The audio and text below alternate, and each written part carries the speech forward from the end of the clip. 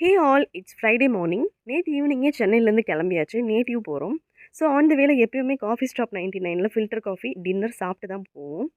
வீட்டுக்கு வந்த உடனே வீட்டில் மாடு இருக்குது. ஸோ ஃப்ரெஷ்ஷாக பால் கறந்தாச்சு. புதுசாக கன்றுக்குட்டி போட்டிருந்துச்சு.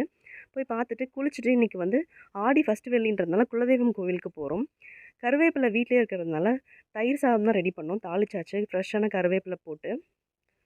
ஸோ அய்யனார் கோவில் ஊர் பார்த்திங்கன்னா ஆலடி தான். போகிற வழி ஃபுல்லாக செம க்ரீனிஷாக சூப்பராக இருந்தது.